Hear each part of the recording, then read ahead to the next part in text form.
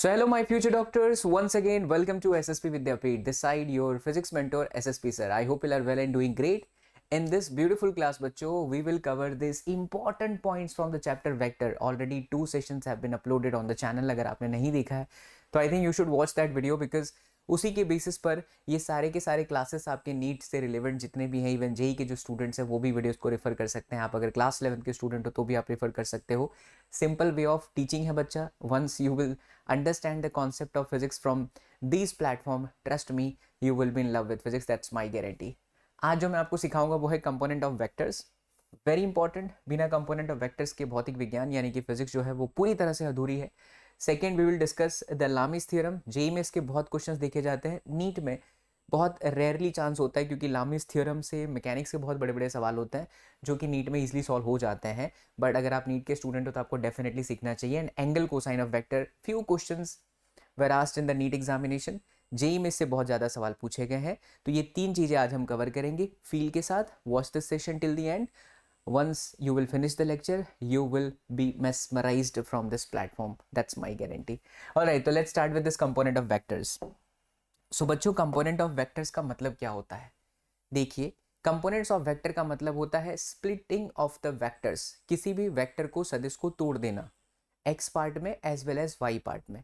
For example, here I have taken y axis as well as x axis kind of plane. तो हमारे पास में एक plane है और इस प्लेन में बच्चा हमने यहाँ पर एक वेक्टर इमेजिन करा. This is vector A. ठीक है, ये वेक्टर ए हो गया. प्रीवियस सेशन में law of parallelogram and introduction to vector में I have covered the entire types of vector. तो वेक्टर ए हो गया. एक्स एक्सिस और वाई एक्सिस भी हमें दिख रहा है. अब मान लीजिए कि ये जो वेक्टर ए है उसने हॉरिजॉन्टल के साथ यहाँ पे थीटा जितना एंगल बनाया है. ओके, तो बच्चों ये जो वेक्टर का टेल है, यहां से अगर मैं एक्स एक्सिस पर एक प्रोजेक्शन ड्रॉ करूं. Now what you mean by projection? तो प्रोजेक्शन का मतलब होता है हिस्सा. इस टेल से यहां पर मैं देखा तो इतना हिस्सा, इस वेक्टर से यहां पर डाला तो इतना हिस्सा. तो कितना हिस्सा? तो यहां से लेकर के यहां तक. क्योंकि ये एक्स एक्सिस पर है इसीलिए हम ए एक्स कह देंगे. इस वेक्टर ए का इतना हिस्सा एक्स एक्सिस पर है. उसी तरीके से अगर मैं इसके टेल से यहाँ पर एक 90 डिग्री का प्रोजेक्शन ड्रॉ करूँ, हिंदी वाले इसे कहेंगे प्रक्षेप अगर आप हिंदी मीडियम के स्टूडेंट्स हो बच्चों, तो ये यहाँ से लेकर के यहाँ तक ये हमारे लिए कहा जाएगा वाई प्रोजेक्शन. ये है आपका एक्स प्रोजेक्शन. यानी कि इस वेक्टर का इतना हिस्सा वाई एक्सिस पर है और इस वेक्टर का इतना हिस्सा एक्स एक्सिस पर है. तो चलिए हम सबसे पहले यहाँ लिखेंगे x is equal to x component of vector a. इसे हम क्या कहेंगे? x component of vector a. और ए वाई को हम क्या कहेंगे? y component of vector a. तो ये दोनों हमारे क्या हो गए? हिस्से. x component and then y component. अब कंपटीशन पॉइंट ऑफ व्यू से मैं बात करूं तो सीधा सीधा आपको याद करवा दूं ax बराबर a cos थीटा, ay बराबर a sin थीटा. लेकिन थोड़ी फील करते हैं because physics is all about feel, है ना. फील करते हैं, समझते हैं. अब अगर आप बहुत ध्यान से देखो तो यहाँ पे बच्चों हमें एक ट्रायंगल दिखेगा. इसका नाम दे देते हैं ए बी एंड देन सी. तो in triangle ABC clearly visible है बच्चा कि एंगल बी जो है वो 90 डिग्री है. Look, this angle is 90 degree. So if I right cos theta, इस ट्रायंगल में अगर मैं cos थीटा लिखता हूं तो cos theta will be AB which is the base upon the hypotenuse. Hypotenuse is what? जो 90 के बच्चों सामने होता है. दैट इज वेक्टर ए का मैग्नीट्यूड. यानी कि जो हमारा ए बी आया वो आ गया A cos theta. I can write this mod of A as A also because इसका मतलब मैग्नीट्यूड होता है. तो ए कॉस थीटा हो गया. तो A X is equal to A cos theta. अब ये ए एक्स है क्या? सॉरी, ये जो आपका ए बी है वो है क्या? किसके बराबर है? ए एक्स के बराबर है. यानी A X is equal to A cos and then theta. A X is equal to what? That is A cos theta. तो ये है क्या? ये है x component of vector A. ध्यान रखना बच्चा यहां पर थीटा क्या है. So theta is equal to angle made by vector A with x axis. क्योंकि ये है क्या? ये x एक्सिस ही तो है एक तरीके से. तो हॉरिजॉन्टल लाइन या x एक्सिस से बनने वाला एंगल है. अब जैसे जैसे ये वेक्टर रोटेट होगा उस हिसाब से थीटा चेंज होता रहेगा, इसकी वैल्यू बदलते रहेगी. तो हमें ये याद नहीं रख लेना है ए एक्स बराबर ए कॉस थीटा. इसको समझना है कि ए एक्स बराबर ए कॉस थीटा में ए क्या है? That is magnitude of vector A. Cos theta में थीटा क्या है? That is the angle made by the vector, vector ने जितना एंगल बनाया कहाँ से बनाया, हॉरिजॉन्टल के साथ बनाया। अच्छा, इसी तरीके से बच्चों इस ट्रायंगल में यदि हम साइन थीटा ले लेते हैं तो देखिए जरा साइन थीटा क्या हो जाएगा। तो साइन थीटा बराबर क्या होता है formula, sine theta is equal to perpendicular, सामने की भुजा बटे में कर्ण, हिंदी में कर्ण, in English it is hypotenuse, तो B C divided by A C. So B C is equal to we have A C and then sine theta, और बी सी की वैल्यू कितनी हो गई, A Y. So A Y is equal to what, that is A sine theta. तो ये देखिए आ गया आपका y कंपोनेंट, इसे हम कहेंगे y component of vector a। कितनी सरल बात है ये। तो कंपोनेंट का मतलब क्या होता है, कंपोनेंट का मतलब होता है वेक्टर को तोड़ देना। न्यूटन्स लॉ ऑफ मोशन में ये बहुत आएगा और बच्चों को यही तकलीफ होती है थीटा निकालने में। तो आपको ये ध्यान रखना है कि हमेशा थीटा अगर आपको पता चल जाए तो आप आसानी से निकाल सकते हो, लेकिन थीटा कहाँ से लिया गया है, हॉरिजॉन्टल से। अब जरा आप इस क्वेश्चन का आंसर करके बताइए मुझे। मान लीजिए कि यहाँ पर एक वेक्टर है, वो 30 डिग्री के एंगल पर है, और ये वेक्टर ए है जिसकी वैल्यू 10 है, ठीक। ये वाई एक्सिस है, ये आपका एक्स एक्सिस है। अब आपसे पूछा जाए कि एक्स कंपोनेंट बताओ और वाई कंपोनेंट बताओ, तो अधिकांशतः स्टूडेंट क्या करेंगे, एक्स कंपोनेंट में लिखेंगे ए एक्स बराबर ए कॉस थीटा, और थीटा को ले लेंगे 30 डिग्री। जैसे ही आपने 30 डिग्री लिया आपका क्वेश्चन गलत हो जाएगा, क्योंकि आपने कॉन्सेप्ट के ऊपर ध्यान नहीं दिया था, इसीलिए आपने 30 लिया। थीटा 30 नहीं है, थीटा आपका होगा 90 प्लस 30। क्यों 90 प्लस 30, क्योंकि एंगल कहाँ से मापना है, पॉजिटिव एक्स एक्सिस से, पॉजिटिव एक्स एक्सिस से। क्यों, देखिए ना लिखा हुआ है थीटा बराबर angle made by the A with x axis, और एक्स है कौन, पॉजिटिव एक्स एक्सिस है ना, तो पॉजिटिव एक्स एक्सिस से आपको एंगल लेना है। तो यदि हम यहाँ पर 30 लेंगे तो गलत होगा, लेकिन हम यहाँ पर लेंगे ए कॉस 90 प्लस 30, तो ये अब हमारा सही हो गया।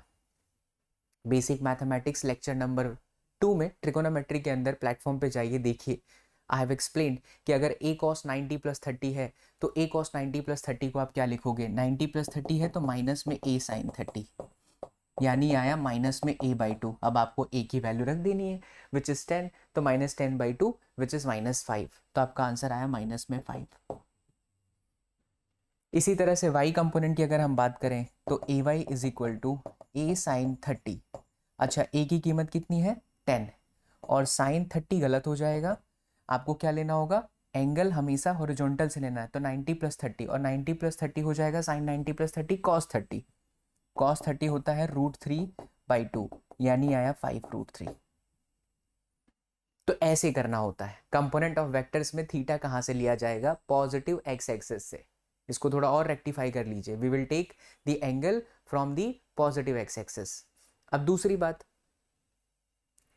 इसका कोई सरल तरीका भी है।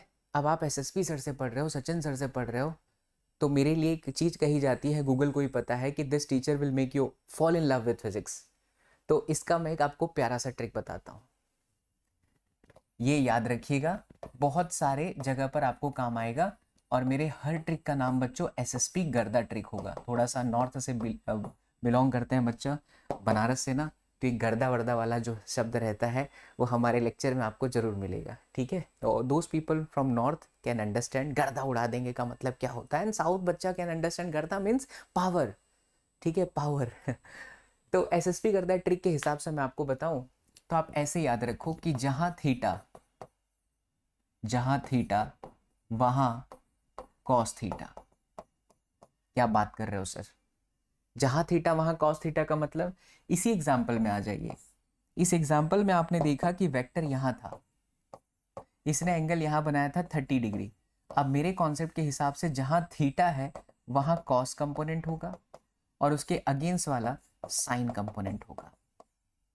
मेरे इस ट्रिक में ध्यान रखना कि आपको साइन प्रॉपर लेना है, साइन मतलब पॉजिटिव नेगेटिव प्रॉपर लेना है। ये वेक्टर इस तरफ है, इस वजह से इसका ये कंपोनेंट पॉजिटिव वाई एक्सिस पर आया, और ये वाला कंपोनेंट नेगेटिव एक्स एक्सिस पर होने की वजह से हम इसे माइनस कर देंगे और इसे प्लस कर देंगे, यानी कि ये a cos 30 है, cos 30 बच्चों √3/2 है, a आपका 10 था, √3/2 यानी देखिए 5√3, वाई एक्सिस आपका 5√3 आ चुका है ना। इंटरेस्टिंग गर्दा ट्रिक।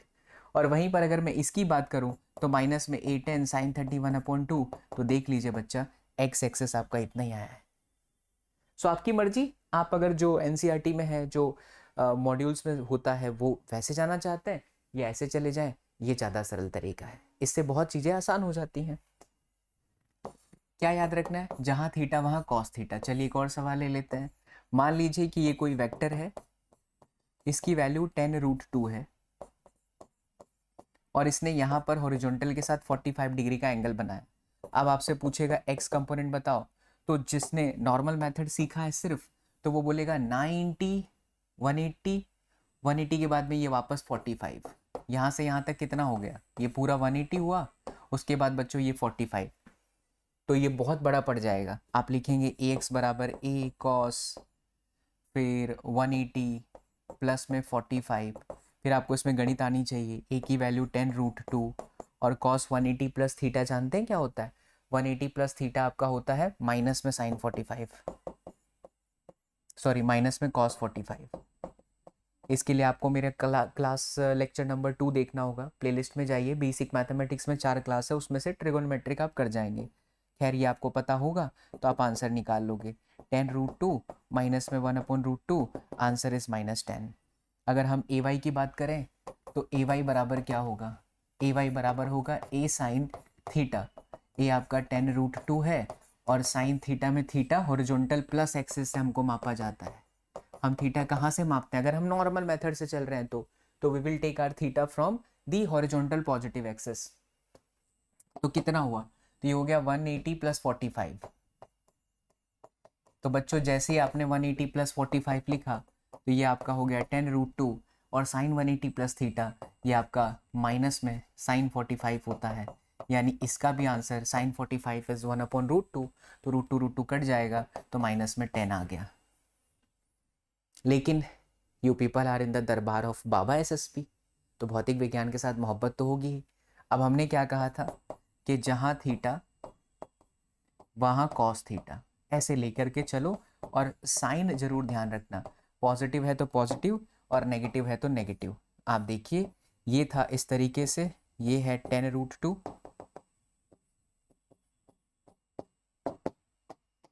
ये है 45 डिग्री, 45 डिग्री यहीं पर है, तो जहाँ थीटा वहाँ पर कॉस थीटा, तो ये हो गया आपका 10√2 कॉस 45, थीटा की तरफ कॉस और अगेंस्ट वाला साइन, ये है 10√2 साइन 45। जैसा कि हम सब जानते हैं cos 45 minus sorry cos 45 is 1/√2, तो ये 10 आया और ये भी कितना आ जाएगा 10। लेकिन बच्चा दोनों ही माइनस होंगे, क्यों माइनस होंगे, क्योंकि ये पॉजिटिव एक्स एक्सिस है तो ये नेगेटिव एक्स एक्सिस होता है इस तरफ, ये पॉजिटिव वाई है तो ये आपका नेगेटिव वाई होता है। Simple as that. आई बात समझ में। तो ये है आपका कंपोनेंट ऑफ वेक्टर्स। आओ इसके हम कुछ और एग्जांपल्स लेते हैं। ये देखिए बच्चा, an object of mass mkg with speed v metre per second strikes a ball at an angle theta. बहुत अच्छा सवाल है, नीट में AIPMT में पूछा गया है, बट मैकेनिक्स में पूछा है सॉरी बच्चों, बट मैकेनिक्स में भी आप तभी कर पाएंगे जब आपको वेक्टर अच्छे से चमकेगा।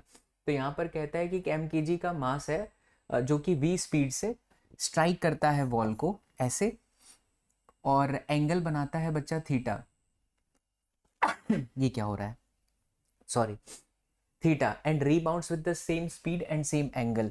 तो सेम एंगल पर रिबाउंड हो गया सेम स्पीड के साथ, मतलब अगर यहाँ स्पीड v है तो इसका बॉल का स्पीड यहाँ पर भी v है। Find the magnitude of change in momentum of the object, very popular question in the mechanics. तो मोमेंटम मतलब संवेग होता है, तो चेंज इन मोमेंटम का मतलब हुआ फाइनल मोमेंटम माइनस में इनिशियल मोमेंटम, यही होता है। अब फाइनल मोमेंटम देखिए, बॉल ऐसे गई तो हम क्या करेंगे, हम क्या v लिख देंगे, नहीं, क्योंकि वेलोसिटी कंपोनेंट इसको निकालना पड़ेगा। ये ऐसे जा रहा है बच्चा, तो इसका एक कंपोनेंट यहाँ होगा, एक कंपोनेंट यहाँ होगा। अब देखिए ये थीटा है तो ये भी थीटा है, इस लाइन पर अगर आप पैरेलल यहाँ लाइन खींच देंगे तो ये थीटा है तो ये भी थीटा है। तो थीटा की तरफ मैंने क्या सिखाया, कॉस, अगेंस्ट में मैंने क्या सिखाया, साइन। अब देखिए ये वाला जो ये कंपोनेंट है ये एक्स कंपोनेंट हुआ ना, कैसे, क्योंकि ये एक्स एक्सिस पर है, और ये कौन सा कंपोनेंट हुआ, ये वाई कंपोनेंट है। हमने सीखा था कि एक्स कंपोनेंट को हम आई कैप से प्रेजेंट कर सकते हैं, और वाई कंपोनेंट को हम जे कैप से प्रेजेंट कर सकते हैं। यानी जो हमारा फाइनल मोमेंटम है उसे हम लिख सकते हैं मास फाइनल वेलोसिटी माइनस में initial velocity. This is the formula of momentum, संवेग बराबर द्रव्यमान गुणे वेग। ठीक बच्चा, तो ये देखिए ये m हो गया। फाइनल वेलोसिटी, तो फाइनल वेलोसिटी के दो कंपोनेंट हैं, one is I cap and other is J cap. तो we will write v sine theta I cap plus v cos theta and then J cap. फिर यहाँ पर माइनस कीजिए initial. अब इनिशियल वाले को भी देखिए ध्यान से, इनिशियल वाले को देखिए, यहाँ पर एक कंपोनेंट आएगा और यहाँ पर एक कंपोनेंट आएगा। अगर ये थीटा है तो मैं इसे थीटा कह सकता हूँ। हाँ सर, क्यों? क्योंकि मैथ्स में रूल होता है alternate angle will be same. तो अगर ये थीटा है तो ये थीटा है, थीटा की तरफ कॉस, तो ये हो गया वी कॉस थीटा और ये हो गया साइन थीटा। आपको बस मेरी बात याद रखनी है। कौन सी वाली बात? जो हम यहाँ पर सिखा रहे हैं कि थीटा की तरफ कॉस होगा, अगेंस्ट वाला साइन होगा, तो theta is cos and other is sine. तो ये आपका, लेकिन ध्यान रखिए विथ साइन, तो ये कहाँ जा रहा है? पॉजिटिव डायरेक्शन में, तो मैं इसको प्लस ले लूंगा। लेकिन ये नीचे जा रहा है तो मैं इसको माइनस ले लूंगा। ये ऊपर था तो इसको हमने प्लस लिखा तो इसको माइनस लिखेंगे। ये प्लस है तो ये भी आपका प्लस है, क्योंकि दोनों का डायरेक्शन सेम है। सर ये कैसे डिसाइड किया आपने? सिंपल बात, ऊपर वाला पॉजिटिव नीचे वाला नेगेटिव। हमेशा ऐसे ही लेंगे क्या? नहीं, आप चाहें तो यहाँ माइनस कर दीजिए तो यहाँ प्लस कर दीजिए, उत्तर में कोई फर्क नहीं पड़ेगा, क्योंकि यहाँ मैग्नीट्यूड बोला है, मान, परिमाण, हिंदी में ये रहा परिमाण। ठीक है, तो चलिए इनिशियल में हम क्या लिखेंगे? पहले हम कॉस वाला कर दे, ये एक्स का लिख देते हैं v साइन थीटा आई कैप। ध्यान रखना एक्स एक्सेस पर आपको आई कैप ही लेना है और वाई एक्सेस पर आपको जे कैप लेना है। तो माइनस में v कॉस थीटा जे कैप। देखिए बेटा यहाँ पर माइनस है, तो the moment when you open the bracket तो ये आपका प्लस हो जाएगा। समझ गए? तो ये आपका v साइन थीटा आई कैप, v साइन थीटा आई कैप कट गया, तो ये आंसर हो गया 2mv cos theta and then i cap. This is all about delta p। और अगर मैं डेल्टा p का मॉड निकालूं तो मॉड में कंपोनेंट का स्क्वायर होता है, तो 4m square v square cos square theta. ये प्रीवियस क्लास में भी सिखाया था, आई कैप जे कैप के साथ कुछ हो तो स्क्वायर कर देते हैं, तो ये बाहर निकलेगा तो ये आ जाएगा 2mv and then cos theta. तो आंसर आ गया 2mv and then cos theta. आई बात समझ में? तो इसीलिए वेक्टर के कंपोनेंट्स को पढ़ना बहुत जरूरी है। और देखिए मैकेनिक्स में कहाँ कहाँ इस्तेमाल होता है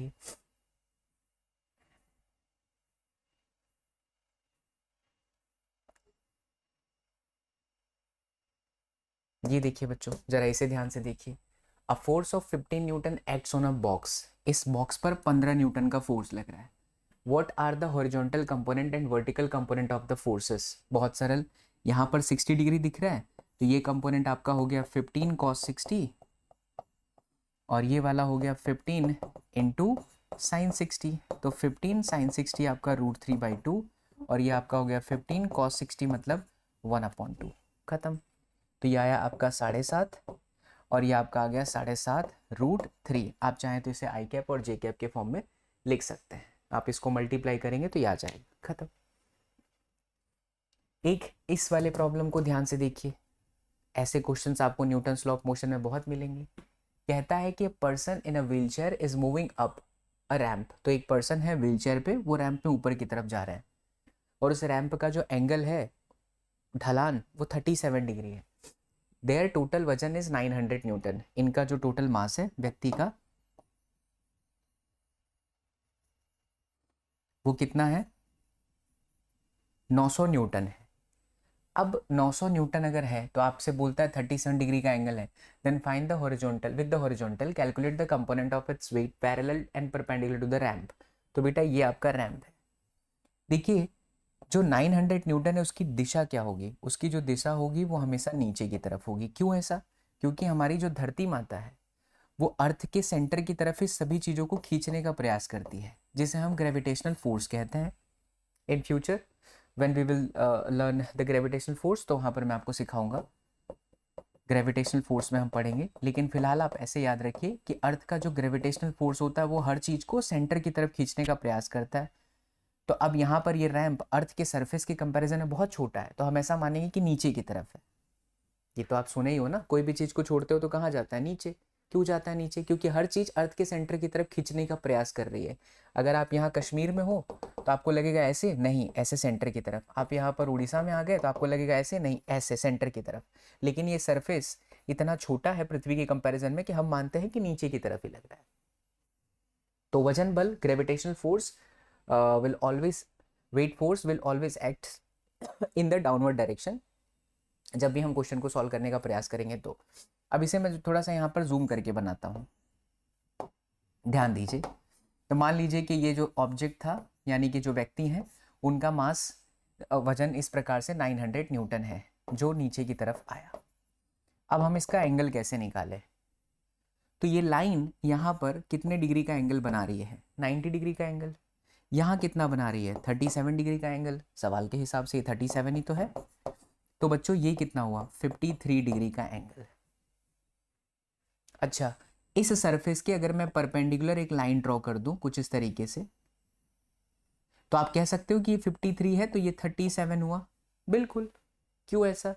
क्योंकि अगर ये 53 है, ये 37, तभी तो पूरा 90 होगा यहाँ से यहाँ तक। इसको मैं क्या कह रहा हूँ? Normal line. नॉर्मल लाइन का मतलब क्या है? Perpendicular line. परपेंडिकुलर लाइन का क्या मतलब है? जो 90 डिग्री का एंगल बनाए, वही तो परपेंडिकुलर लाइन है। तो बच्चों ये है 900 और ये है थीटा 37, तो हम इसे कह देंगे 900 cos 37 और इसे हम कह देंगे 900 sin 37। सर नहीं चमका। पहली बार जो बच्चे देखते हैं वो कंफ्यूज रहते हैं कि सर हम इसको ऐसा लिख सकते हैं क्या, 900 cos 53 एंड 900 sin 53? बिल्कुल सही लिख सकते हो आप, 100% लिख सकते हो। अगर तुम यहाँ लिखोगे 900 cos 53 तो बेटा sin 37 cos 53 की वैल्यू सेम होती है। जहाँ थीटा वहाँ cos थीटा। यहाँ 37 लाने के पीछे का लॉजिक बस इतना होता है कि सवाल में लोगों को यहाँ पर देता है इंक्लाइनेशन, तो अगर यहाँ पर जो भी इंक्लाइनेशन देगा उसी हिसाब से आप mg sin थीटा और mg cos थीटा याद करते हो। तो ये रैंप वाले सवाल या ऐसे स्लोप वाले सवाल में हमेशा ध्यान रखना है कि ऑब्जेक्ट अगर यहाँ पर है, उसका मास अगर m दिया है, यहाँ पर mg दिया है, तो सरफेस के पैरेलल, रैंप के पैरेलल हमेशा mg sin थीटा होगा और उसके अगेंस्ट में mg cos थीटा होगा, जो कि इस सिचुएशन में हमें दिख रहा है। चलिए, तो ये हुआ 900 cos 37 4/5। ये 37 53 वाले एंगल बड़े कॉमन होता है, इन्हें याद करने का एसएसपी ट्रिक। ये देखिए बच्चों, आपको एक ऐसे राइट एंगल का ट्रायंगल बना लेना है। ये 5 लिखना है, ये 3 लिखना है, ये भी मैंने बेसिक मैथ्स में सिखाया था। तो 5 और 3 के बीच का एंगल 53 और यहाँ पर कितना 37 और ये कितना 90 डिग्री। ये 5, ये 3, तो ये 4 पाइथागोरस थ्योरम से। अब मुझे चाहिए cos 37। तो cos 37 का मतलब क्या होता है? Base upon hypotenuse 4/5। इसको सॉल्व कर लीजिए, आंसर यहाँ आइए। ये है 900 एंड sin 37। sin 37 का फॉर्मूला क्या होता है? Perpendicular upon the hypotenuse which is 3/5। Value रखिए, सॉल्व कर दीजिए, एज सिंपल एज दैट। आई बात समझ में? इसीलिए कंपोनेंट ऑफ वेक्टर्स आपको समझना जरूरी है। तो पूरा मोटा मोटा जो मैंने आपको समझाया, फील आया? कहानी क्या है? कंपोनेंट ऑफ वेक्टर्स में हमें ये ध्यान रखना है कि जहां थीटा वहां कॉस थीटा और साइन जरूर लेना है, प्लस और माइनस। तो भैया यहाँ माइनस ले सकते हैं, की मर्जी, आप ले सकते हो। ये वाला डायरेक्शन माइनस, ये वाला डायरेक्शन माइनस, या ये वाला डायरेक्शन प्लस, ये वाला डायरेक्शन माइनस, चॉइस आपका है। बट ऑप्शन में कंपोनेंट्स है तो सीधा सीधा आप ऐसे ही रख दो, अब इसको कट करो, आंसर आ जाएगा। चलिए आगे बढ़ते हैं बच्चों। अब इस लेक्चर के हम दूसरे पड़ाव पर चलते हैं, जहां अब हमको सीखना है लामिस थ्योरम। बड़ा ही इंटरेस्टिंग कॉन्सेप्ट लामिस थ्योरम। ध्यान से देखिए, लामिस थ्योरम का कहाँ कहाँ इस्तेमाल होता है। तो जो लामी थ्योरम होता है वो वेक्टर के एडिशन को निकालने में, मैकेनिक्स में बहुत जगह पर काम आता है। ये कब लगता है वो बहुत इंपॉर्टेंट है। जैसे मान लो यहाँ पर एक वेक्टर है, वेक्टर ए, यहाँ पर एक वेक्टर है वेक्टर बी, और यहाँ पर एक वेक्टर है वेक्टर सी। 3 वेक्टर हैं आपका, वेक्टर ए, वेक्टर बी और वेक्टर सी। और 3 के तीनों ही जो वेक्टर हैं, क्या वो एक ही पॉइंट से ओरिजिनेट हुए हैं? द ओरिजिनेट मीन्स एक ही जगह से निकले हुए हैं। The answer is yes, all these vectors are originating from the same point. ये सब के सब सेम पॉइंट से निकले हुए हैं, मतलब इसको हम कोई इनिशियल वेक्टर्स कह सकते हैं। तो जब भी ऐसी सिचुएशन हो कि वेक्टर एक किसी पर्टिकुलर पॉइंट से निकला हो, तो आपको वेक्टर वेक्टर के बीच का एंगल देखना है। जैसे यहाँ पर मैं लिख देता हूँ अल्फा एंगल, यहाँ पर मैं लिख देता हूँ गामा एंगल, और यहाँ पर मैं लिख देता हूँ beta angle. So we have 3 different angles, alpha, beta and gamma. हम यहाँ लिख सकते हैं sine alpha a by sine alpha is equal to b by sine beta is equal to c by sine gamma. मतलब vector का magnitude और उसके ठीक सामने, वेक्टर का क्या बच्चों, मैग्नीट्यूड और उसके ठीक सामने का एंगल, वेक्टर का मैग्नीट्यूड और उसके ठीक सामने का एंगल, वेक्टर का मैग्नीट्यूड ए, उसके ठीक सामने का एंगल, फिर वेक्टर बी का मैग्नीट्यूड इसका और उसके ठीक सामने का एंगल, फिर वेक्टर सी का मैग्नीट्यूड उसके ठीक सामने का एंगल। ये फॉर्मूला है, इससे क्वेश्चन बहुत इजीली सॉल्व हो जाता है। इसी का डायग्राम अगर ऐसा होता कि ये आपका वेक्टर ए है, दिस इज वेक्टर ए, ये आपका वेक्टर बी है और ये आपका वेक्टर सी है, तब भी सेम सिचुएशन है और तब भी सेम फॉर्मूला लग जाता। यहाँ पर इसे मैं अल्फा कह देता हूँ, इसे मैं बीटा कह देता हूँ, इसे मैं गामा कह देता हूँ। कहानी वही है, ए अपॉन में साइन अल्फा, बी अपॉन में sine beta and c upon में साइन गामा। मतलब क्लोज लूप कहीं पर लगे, क्लोज लूप ऐसा दिखाई दे या फिर इस तरीके की सिचुएशन हो तो आप लगा सकते हैं लामिस थ्योरम। आइए इसे एक बार अप्लाई कर लेते हैं, बिकॉज फिजिक्स में आप जो भी पढ़ते हो, जब तक आप फिजिक्स में अप्लाई नहीं करते हो आपकी फिजिक्स अधूरी है। अप्लाई करना सीखिए और छोटी छोटी बातों पर ध्यान रखिए, इसी से क्वेश्चन बनते हैं। तो लामिस थ्योरम का हम एक सवाल लेते हैं। समझ में आया बच्चों लामिस थ्योरम में? ये देखिए, अब यहाँ बहुत सारे स्टूडेंट्स ना जब ऑफलाइन में मुझसे पढ़े हैं, ऑनलाइन में पढ़ते हैं बैचेस में हमारे, तो ऑलवेज आस्क कि सर पता कैसे चलेगा ये थ्योरम लगेगा। तो जब मैंने अभी पढ़ाया तो उसमें कंडीशन आपको बताई, को इनिशियल वेक्टर, सारे वेक्टर्स किसी एक पॉइंट से स्टार्ट हो रहे हो या सारे वेक्टर्स को मिलाने से क्लोज लूप बन रहा हो, तब ये लग जाएगा। देखिए डायग्राम, यहाँ 30 डिग्री का एंगल है, एक रस्सी है, उस रस्सी पर बीच में से हमने ऐसे 3 न्यूटन का फोर्स लगा दिया। तो रस्सी है तो रस्सी में हमेशा तनाव बल लगता है जिसको टेंशन फोर्स कहते हैं, और वो चीज़ों को खींचने का काम करता है, टेंशन फोर्स। तो यहाँ पर मान लीजिए जो टेंशन फोर्स है वो T2 है, यहाँ टेंशन फोर्स सॉरी बच्चों T1 है, जुकाम होने वाला लगता है, और ये आपका 3 न्यूटन है। करेक्ट? Correct sir. क्या ऑल दीज वेक्टर्स, बिकॉज है तो ये फोर्सेस ही ना, सब के सब एक ही पॉइंट से निकल रहे हैं? बिल्कुल, सब के सब अगर एक पॉइंट से निकल रहे हैं तो अब हम यहाँ पे लामिस थ्योरम निकाल सकते हैं। कहानी में कहता है बताइए कि टेंशन फोर्स T1 और T2 कितना होगा। हालांकि इसको आप लामिस थ्योरम से सॉल्व करेंगे समय लगेगा, और बिना लामिस थ्योरम के न्यूटन लॉ ऑफ मोशन लगाएंगे तुरंत हो जाएगा, but Newton law of motion आगे पढ़ेंगे तो अभी मैं आपको डराऊंगा नहीं, उस जल्दी से सॉल्व हो जाएगा। बट आपको लामिस थ्योरम पहले सिखाऊंगा कि लामिस थ्योरम कैसे अप्लाई करना है। तो देखिए, अगर मैं ये लाइन ऐसे ऐसे ऐसे ऐसे ड्रॉ करूं बच्चा, तो यहाँ पर एंगल कितना है 90, ये 30, तो ये हो गया आपका 60, और ये कितना है 90। तो इस वेक्टर के इधर का एंगल 150 डिग्री, पूरा यहाँ से यहाँ तक 150 डिग्री।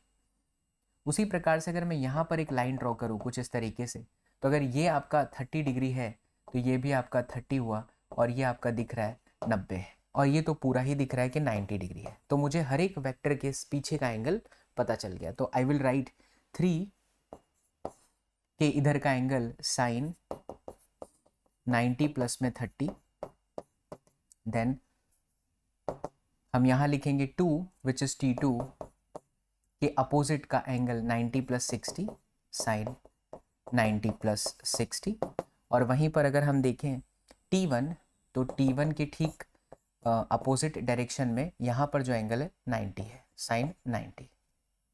तो क्यों ना हम पहले इन दोनों का कंपैरिजन कर लें। आइए, साइन 90 प्लस थीटा कौन से पार्ट में होता है? सेकेंड पार्ट में। सेकेंड पार्ट में केवल साइन प्लस होता है और यहाँ साइन है, लेकिन कन्वर्जन हो जाएगा तो ये कॉस 30। बेसिक मैथ्स की क्लास बेटा आपको जरूर लगाना पड़ेगा। Cos 30 is equal to T1 upon sine 90 that is 1। तो ये हुआ 3 बाई कॉस 30। कॉस 30 कितना होता है? √3/2। हम इसे √3 लिख सकते हैं, ये कट गया, सो हमारा T1 आ जाएगा 2√3। T1 कितना आ गया? 2√3 न्यूटन। अब इसका कंपैरिजन इसके साथ भी कर दीजिए, या आप चाहें तो इन दोनों का कंपैरिजन कर दीजिए, किसी का भी आप कर सकते हैं। तो T2 upon sine 90 plus theta cos 60, T1 कितना आया 2√3 और साइन 90 कितना है 1, सो T2 बराबर कॉस 60 1/2 इंटू 2√3, ये कट गया तो ये आ गया √3 एंड देन न्यूटन।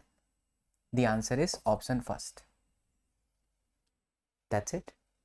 आया समझ में अच्छे से? तो ये है लामिस थ्योरम। इस तरीके से हम लामिस थ्योरम अप्लाई करते हैं। इसका एक बहुत बेहतरीन एडवांस लेवल का एक सवाल है, वो भी मैं आपको सिखाता हूँ। प्रूफ करने वाला सवाल है, उसका नीट से कुछ लेना देना नहीं है, लेकिन कुछ जेई एडवांस के सवाल जब आप करते हो ना, तो उससे रिलेटेबल नीट में क्वेश्चन अगर आएगा जो लोगों को टफ लगेगा, आपको नहीं लगेगा। तो मैं मेरे लेक्चर में हमेशा मेक श्योर करूंगा बच्चों कि मैं आपको वो लेवल की फिजिक्स का कंटेंट दे दूं कि आपसे सारे सवाल बने। तो आइए इसे भी कर लेते हैं। देखिए, given that vector a plus vector b plus vector c बराबर 0, ये कहानी क्लोज लूप की है। अगर एक वेक्टर ए, दूसरा एक वेक्टर बी और तीसरा एक वेक्टर सी आ जाए तो रिजल्टेंट तो कहीं है ही नहीं। इसी को ना लॉ ऑफ पॉलीगॉन भी कहा जाता है, याद रखिएगा। लॉ ऑफ पॉलीगॉन क्या होता है? ये नियम कहता है कि सारे वेक्टर्स का क्लोज लूप लेने पर आंसर 0 आ जाता है, और सही भी है। अगर ये नहीं होता सी, तो मैं कहता ये रिजल्टेंट वेक्टर है, ऐसे इधर से इधर तक ये रिजल्टेंट वेक्टर है। लेकिन अब ऐसे हो गया तो हेड टेल के बीच में कुछ गैप बचा ही नहीं है, तो ये रिजल्टेंट वेक्टर आपका कितना हो गया? 0 हो गया। रिजल्टेंट वेक्टर बच्चों आपका कितना हो गया? 0 हो गया। अच्छा जी, ठीक है। अब आगे बढ़ते हैं। अब हम यहाँ से आइडिया लग गया कि हम लामिस थ्योरम लगा सकते हैं। आगे कहता है कि आउट ऑफ 3 वेक्टर्स, 3 वेक्टर में से ए बी सी में से 2 are equal in magnitude and the magnitude of the third vector is √2 times, magnitude of third vector is √3 times of either of the two having equal magnitude। तो हमने मान लिया कि a बराबर b है, हमने मान लिया a बराबर b है, और जो तीसरा वेक्टर है c, वो a और b के कंपैरिजन में √3 टाइम्स है। ठीक है, ऐसा दिया हुआ है, जो गिवन है मैं उसी से सोचूंगा। अब बोलता है find the angle between the vectors, सभी वेक्टर्स के बीच में एंगल बताइए कितना होगा। और भी कुछ दिया, √3 नहीं है, √2 टाइम्स है, √2 टाइम्स है, sorry, √2 times and √2 times of b। ठीक बच्चा, चलो। तो अब मैं यहां पर ये लिख सकता हूं क्या, a अपॉन में sine alpha is equal to b upon में sine beta is equal to c upon sine gamma. बिल्कुल लिख सकता हूं सर, कोई बुराई वाली बात नहीं है, यहां पर कोई भी प्रॉब्लम नहीं है। चलिए बच्चा, कुछ लोग फोन कर करके परेशान कर देते हैं। हाँ, ये लिख सकते हैं हम क्योंकि क्लोज लूप है। ओके, अब ये जो यहाँ पर एंगल था वो अल्फा था, this was beta and this is gamma. We know that कि किसी भी ट्राइंगल के अंदर, त्रिभुज के अंदर, तीनों का जो एंगल का सम होता है वो 180 होता है। यानी हम कह सकते हैं कि alpha plus beta plus gamma, alpha plus beta plus gamma is equal to बच्चों 180। करेक्ट, करेक्ट है सर, क्योंकि यहां पर दो साइड सेम है तो उनका एंगल भी सेम होगा, ये बात तो तय है। कौन कौन से सेम है? जैसे ए सेम है और बी सेम है, तो ए और बी के लिए जो एंगल है वो अल्फा और बीटा है, तो मैं इन दोनों को अल्फा प्लस अल्फा ही कह देता हूं। यानी हमें यहां से मिला, क्या मिला? हमें यहां से मिला कि गामा बराबर 180 माइनस में 2 अल्फा, हमें ये पता चल गया। अब हम इसमें रखते हैं, तो ये हुआ बच्चों a अपॉन में sine alpha is equal to c √2 times of a है upon sine gamma is 180 minus में 2 अल्फा। बेसिकली मैंने करा क्या, मैंने इन दोनों को सेट कर लिया, इनकी आपस में सेटिंग करा दी कि चलो भाई तुम आपस में हो जाओ, मिल लो। फिर मैं इन दोनों की सेटिंग करा दूंगा तो मुझे अल्फा बीटा गामा इजीली मिल जाएगा। अब इसको तोड़ते हैं, तो ये आपका a से a मर गया, 1 अपॉन साइन अल्फा, ये आपका हुआ √2 अपॉन नीचे साइन 180 माइनस थीटा, तो sine 180 minus theta, 180 minus theta second part में आता है, वहाँ साइन प्लस होता है, और ये 180 माइनस है तो कन्वर्जन नहीं होगा, मतलब साइन 2 अल्फा। पूरा खेल बच्चों बेसिक मैथ्स का है। अभी जो साइन 2 अल्फा है ना, इसका फॉर्मूला होता है 2 sine alpha and then cos alpha. Sine 2 theta is 2 sin theta cos theta. So what we can write is 1 upon sin alpha is equal to root 2 upon 2 sin alpha and then cos alpha. तो ये sin alpha से sin alpha चला गया. So finally cos alpha is equal to root 2 by root 2 ये cancel out हुआ. तो cos alpha 1 upon root 2 कब होता है? जब अल्फा स्वयं कितना हो? 45 डिग्री. तो अल्फा 45 डिग्री है तो बीटा भी आपका 45 हुआ, और जो आपका सी है वो कितना होगा? 180 माइनस में 2 अल्फा, तो 180 माइनस में 2 अल्फा यानी कि 90. ये आपके आ गए angle alpha beta and then gamma. But यहाँ पर एक बहुत इंटरेस्टिंग बात छुपा रहा हूँ मैं आप लोगों के लिए, और मैं चाहता हूँ कि अगर आप मुझे बहुत दिल से सुन रहे हो तो जो बात मैंने छुपाया है उसका आंसर कमेंट में लिखिए. क्या ये आंसर सही है? एंड ओनली दो student can pick this point who have watched the first lecture of vector. The angle between the vector is not the angle between tail to head. The angle between the vector means tail के बीच का angle. देखते हैं tell के बीच का angle निकालने वाले बच्चे सही जवाब देते हैं या गलत जवाब देते हैं. तो कमेंट में लिख दीजिए कि अल्फा बीटा, हाँ ये तो सही है अल्फा बीटा गामा, बट सवाल में आपसे पूछता है find the angle between the vectors. तो क्या वाकई अल्फा बीटा गामा ही वो एंगल है वेक्टर्स के बीच का, या कुछ अलग एंगल है? आंसर दीजिएगा बच्चों, इसके ऑप्शंस मैंने नहीं दिए हैं. तो ये हो गई बात लामीज थ्योरम की, जो कि बहुत अच्छे से समझ में आया. अब आइए इस लेक्चर के हम तीसरे पड़ाव पर चलते हैं. अब हम सीखते हैं angle cosine of the vectors. क्या होता है ये angle cosine of the vectors? बड़ा ही इंटरेस्टिंग कॉन्सेप्ट है बच्चों, angle cosine of the vector. JEE में इसके सवाल बहुत पूछे गए हैं, नीट में आज तक मैंने नहीं देखा है. जेई का ये फेवरेट है फ्रॉम द चैप्टर वेक्टर. तो angle cosine of the vector actual में क्या है कि हमें को यहाँ पे 3D में एक डायग्राम को इमेजिन करना है. 3D डायग्राम, ये आपका y एक्सेस, ये आपका x एक्सेस और ये आपका z एक्सेस. मीन्स ये line parallel to the board है, ये line parallel to the board है, but the third one the z axis is coming out of the board. Feel it. ये कहाँ आ रहा है? ये बोर्ड से ऐसे टिच के बाहर की तरफ आ रहा है. तो अगर ये बोर्ड से ऐसे बाहर की तरफ आ रहा है तो हम यहाँ पर मानते हैं कि कोई एक वेक्टर है, ना वो कंप्लीटली एक्स वाई में है, ना वो कंप्लीटली जेड में है, ना वो कंप्लीटली जेड एक्स में है. वो ऐसे है, आप देखो ऐसे है, इधर नहीं, बोर्ड पर नहीं, ऐसे बोर्ड से बाहर निकल रहा है. जैसे एक एरोप्लेन मान लो, तो एरोप्लेन एक्स से कुछ एंगल बनाएगा, वाई से कुछ एंगल बनाएगा, जेड से कुछ एंगल बनाएगा. अगर एक एरोप्लेन ऐसे चल रहा है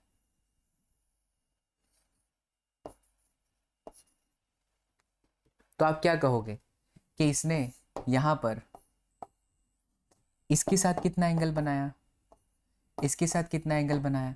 लेकिन अगर यही एरोप्लेन थोड़ा सा तिरछा मुड़ जाए और ऐसे चलने लगे तो वो जेड के साथ भी तो कुछ एंगल बनाया. यस.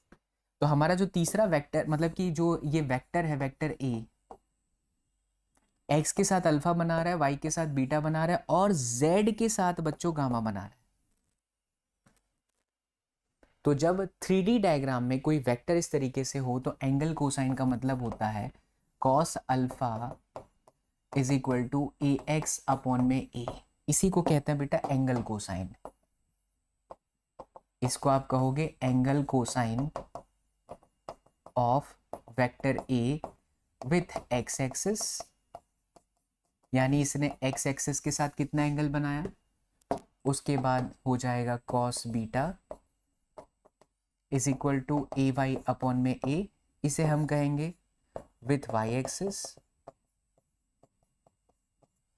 और cos gamma is equal to A Z upon A. इसे हम कहेंगे विथ जेड एक्सिस. अच्छा, ध्यान देने वाली बात, यहां पर ये जो ए है वो क्या है? तो हियर प्लीज नोट डाउन कीजिएगा, here a is equal to magnitude of vector a. And vector का मैग्नीट्यूड निकालने के लिए under root sum of component का स्क्वायर किया जाता है। तो ये है एंगल कोसाइन। अब इससे जो जेई में सवाल पूछे गए हैं वो चीज आप ध्यान से देखिएगा।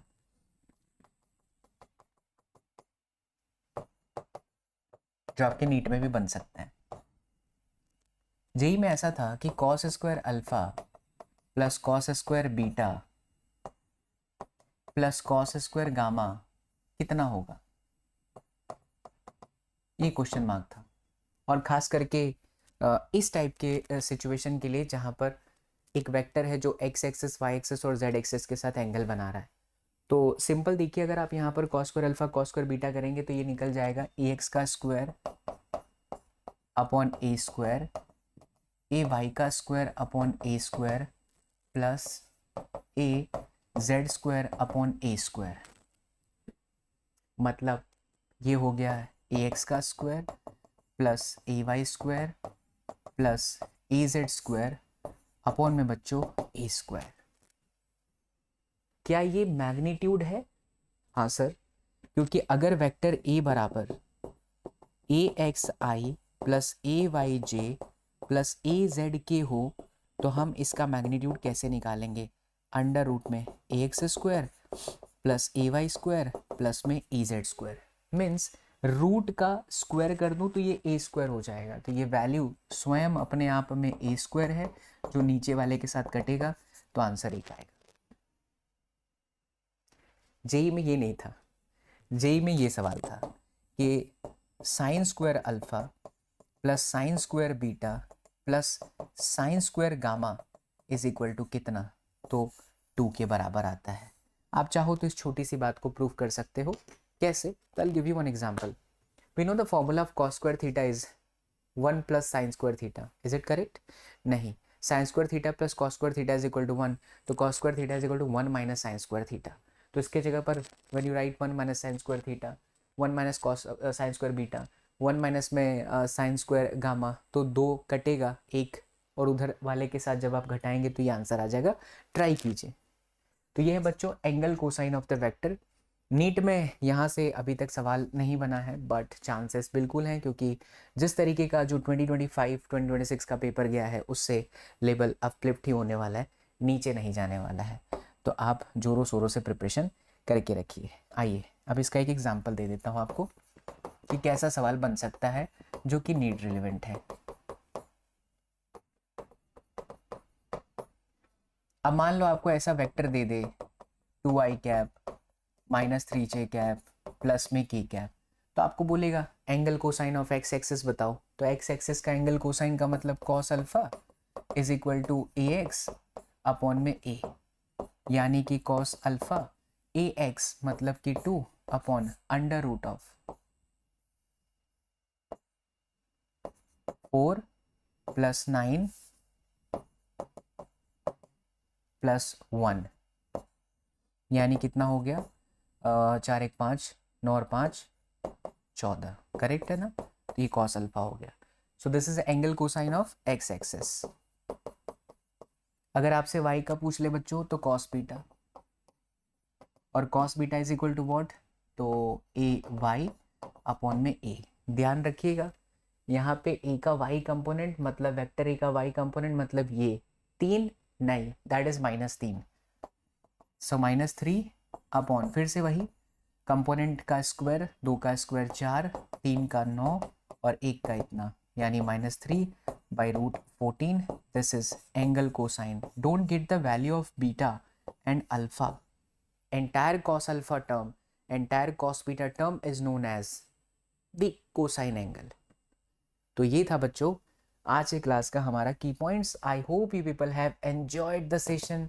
अगर सेशन एंजॉय किए हो तो हाइप वाला बटन दबा दो ना, लाइक का बटन भी दबा दो ना बच्चों, और वीडियो को हो सके उतना अधिक से अधिक शेयर करें।